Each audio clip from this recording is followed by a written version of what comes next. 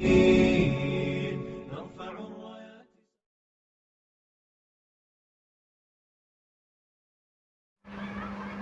আলাইকুম রহমতুল্লাহি ওয়া বারাকাতুহু।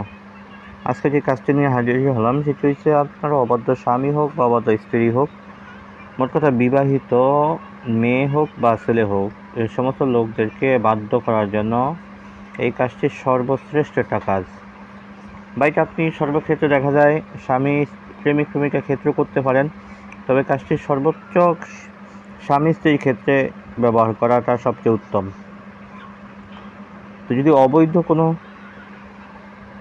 সম্পর্ক হয় তাহলে এই কাজটি করবেন না দয়া করে। যদি আপনার স্বামী স্ত্রীর ক্ষেত্রে হয় তাহলে এই কাজটি আপনারা করবেন। ইনশাআল্লাহ আজিজ, এমনভাবে সে আপনার বাধ্য হবে বা আপনার গোলাম হবে যেটা আপনি নিজে কল্পনাও করতে পারেন না। আল্লাহ পাকের কালামের পাওয়ার, শক্তি, কুদরত সৎ চোখে ইনশাআল্লাহ দেখবেন ইনশাআল্লাহ।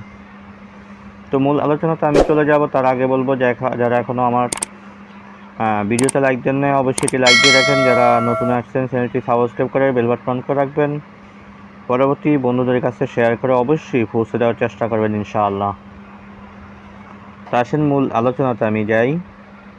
আজকে যে কাজটি নিয়ে হাজির হলাম, অবাধ্য স্বামী স্ত্রী যে কেউ হোক অবাধ্য হলে তাকে আপনার আয়ত্ত করার জন্য, আপনার বাধ্য করার জন্য, আপনার গোলাম করে রাখার জন্য সর্বশ্রেষ্ঠ একটা কাজ। এই কাজটি করার জন্য আপনার বেশি জিনিসের প্রয়োজন হবে না, শুধুমাত্র আপনাকে মেশক, জাফরান, কুমকুম, গোলাপ জল, কালি সংগ্রহ করতে হবে। আমি মাঝখান দিয়ে একটু কথা বলি, যারা আমাকে দিয়ে কাজ করতে চান তার স্ক্রিনে ইমো নাম্বার, হোয়াটসঅ্যাপ নাম্বার দেওয়া থাকে। ইনশাল্লাহ আমার সাথে যোগাযোগ করে নিতে পারেন, গ্যারান্টি সহকারে ইনশাল্লাহ কাজ করে দেওয়া হবে। আমি চেষ্টা করব, ফলাফল দেওয়ার মালিক আল্লাহ। তবে ফলাফল ইনশাল্লাহ 100% নিশ্চিত, কারণ আমার কাজের রেজাল্ট কেমন হয় সেটা অবশ্যই আপনারা জানেন। আলহামদুলিল্লাহ ফলাফল নিশ্চিত ইনশাআল্লাহ। তো আপনাকে অরিজিনাল মেশক, জাফরান, কালি সংগ্রহ করতে হবে। মেশক, জাফরান, কালি সংগ্রহ করার পর আপনাকে ভোজ পাতা সংগ্রহ করতে হবে।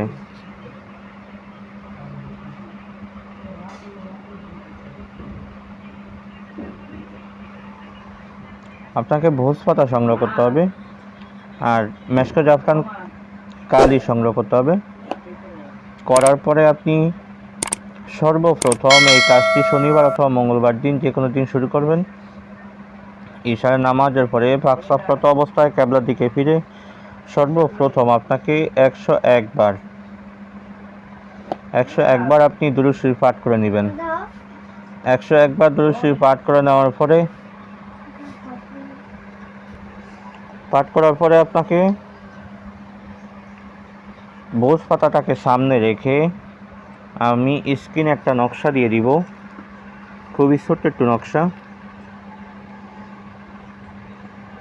এই নকশাটুকু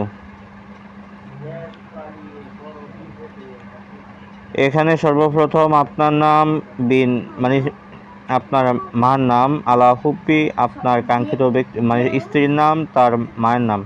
যদি স্ত্রীরা স্বামীর জন্য করে থাকে সেক্ষেত্রে এখানে স্ত্রীর নাম, স্ত্রীর মার নাম, আলা হুব্বি, এখানে স্বামীর নাম, স্বামীর মার নাম। আপনি এইভাবে নকশাটা ভোজ পাতার উপরে উঠাইবেন। কয়টা নকশা উঠাবেন? মাত্র 3টা নকশা আপনি উঠাবেন। 3টা নকশা উঠিয়ে তারপর আপনার কাজ হয়েছে সূরাতুল ইয়াসিনের আমল। আপনাকে সূরা ইয়াসিন 7 বার পাঠ করবেন। সূরা ইয়াসিন 7 বার পাঠ করে এই নকশাটার উপরে ফু দিয়ে আপনি একটা বোতলের ভিতরে বা একটা বক্সের ভিতরে রেখে দেন। তারপরের দিন হুবাহু একই টাইমে আবার সূরা ইয়াসিন আপনি 7 বার পাঠ করেন। পাঠ করে আপনি সেই বক্সের ভিতরে আবার রেখে দেন। এভাবে আপনাকে একটানা 3 দিন পর্যন্ত এই আমলটা আপনি চালান। যদি আপনার পক্ষে সম্ভব হয় তাহলে আপনি 7 দিন এই আমলটা চালান। 3 দিনের থেকে 7 দিনের আমলটা খুবই পাওয়ারফুল হবে। তো আপনি এইভাবে আপনি আমলটা চালিয়ে যান। যখন আপনার আমল শেষ হয়ে যাবে, প্রতিদিন আমলের আগে এবং পরে 100 বার করে দুরূদ শরীফ পাঠ করে নেবেন, 101 বার করে। যখন আপনার আমল কমপ্লিট হয়ে যাবে, এই কাজের উপলক্ষে আপনি 1001 টাকা সদকা করে দিবেন। সদকাটা আপনি কাকে দিবেন? যার কাছ থেকে কাজের এজাজতটা নেবেন, ওস্তাদের কাছ থেকে সদকা দিয়ে কাজের এজাজতটা নেবেন। যখন আপনার কাজের এজাজত নেওয়া শেষ হয়ে যাবে, তখন এই কাজটি আপনি আপনার নিজের আয়ত্ত হয়ে গেল। আপনি যে কোনো আপনার ক্ষেত্রে ব্যবহার করতে পারেন বা অন্য কোনো রোগীর ক্ষেত্রে আপনি ব্যবহার করতে পারেন। যদি আপনি অন্য কোনো রোগীর ক্ষেত্রে ব্যবহার করেন, সেক্ষেত্রে তার কাছ থেকে আপনি সদকাটা নেবেন, নিয়ে ওই সদকাটা আপনি আল্লাহর রাস্তায় দান করে দিবেন। তো এইভাবে আপনি কাজটা চালান। যখন আপনার আমলটা কমপ্লিট হয়ে যাবে, তখন আপনার কাজ হয়েছে, যদি ছেলেও হয়ে থাকে, মানে স্বামী যদি স্ত্রীর জন্য করে থাকে, তাহলে স্বামী ডান হাতে ব্যবহার করেন। একটা তাবিজ ডান হাতে ব্যবহার করেন। 3টা তাবিজ লিখবেন তো। একটা ডান হাতে ব্যবহার করেন, 2 নাম্বারটা আপনার বারাসার সামনে, মানে দরজায় আপনি গেড়ে দেন। 3 নাম্বারটা আপনি যেদিন, মানে যদি তার বাড়িতে আপনার স্ত্রী, মানে মোট কথা আপনার শ্বশুর বাড়ির আশেপাশে যদি আপনি গাড়তে পারেন তাহলে তো ভালো হয়। যদি শ্বশুর বাড়ির আশেপাশে গাড়তে না পারেন, তাহলে 3 নাম্বারটা আপনি গাছে ঝুলিয়ে রাখেন। সবচাইতে উঁচু যেই গাছটা, ওই উঁচু গাছে আপনি ঝুলিয়ে দেন। আর যদি কোনো মহিলা যদি, মানে অর্থাৎ স্বামী স্ত্রী যদি স্বামীর ক্ষেত্রে করে থাকে, সেক্ষেত্রে স্ত্রী তার কোমরে বেঁধে রাখবে তাবিজটা।